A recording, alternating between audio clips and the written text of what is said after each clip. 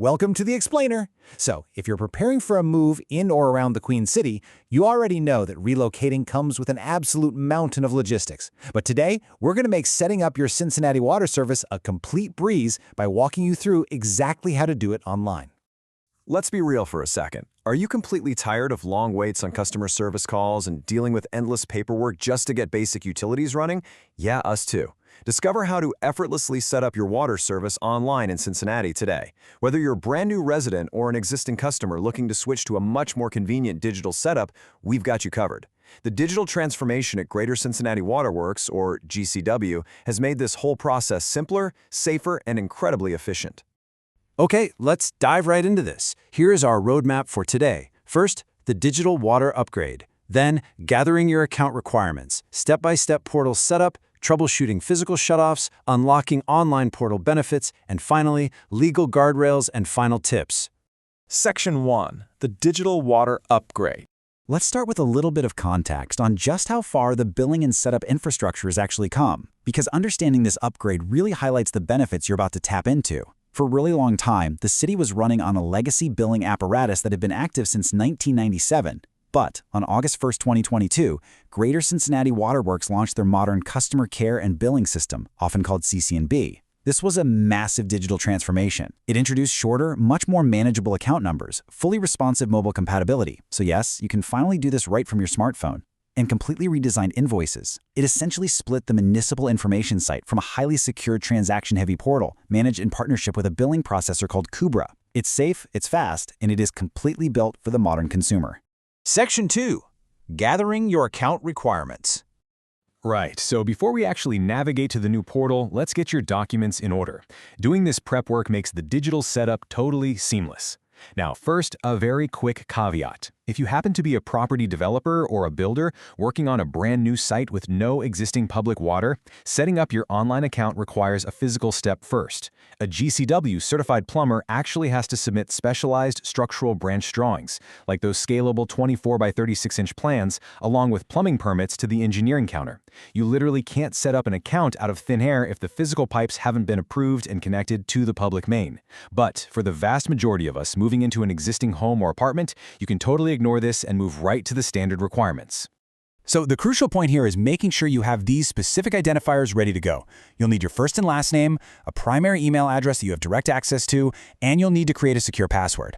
You'll also need that new, shorter account number, which you'll find provided in your welcome letter or your closing documents. And speaking of closing documents, if you're purchasing the property, you absolutely must have a digital copy of your HUD-1 form or a signed settlement statement. Just make sure it's saved as a PDF or an image file and that it's under 30 megabytes. Section 3. Step-by-step portal setup. Let's move to the actual setup and see how this all builds together. Now that your documents are digitally saved on your computer or your phone, it's time to get your service going. Step 1. Open up your web browser and navigate directly to portal.mygcw.org. Step 2. You're going to enter your personal credentials and that shorter account number we just talked about. Step 3. If you are buying the home, you'll be prompted to upload that HUD-1 form. Don't worry, the portal is highly secure, so your sensitive information is fully encrypted. Finally, Step 4. The system will shoot an email to the address you provided.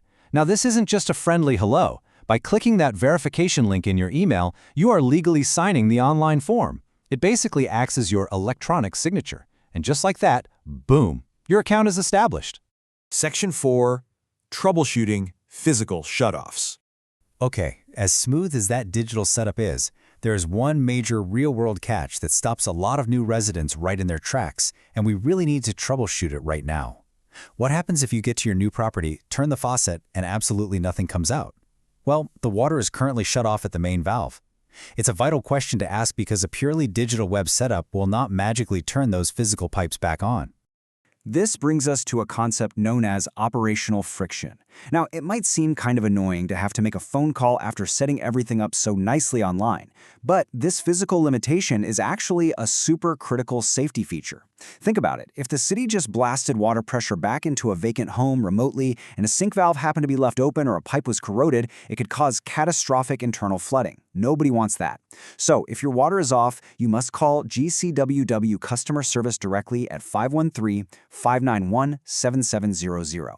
Do this between 7 7:30 a.m. and 4:30 p.m. Monday through Friday to coordinate a safe, supervised physical reactivation of the water flow. Seriously, keep that number saved. Section 5. Unlocking online portal benefits. So once you're physically flowing and digitally logged in, it's time to reap the rewards.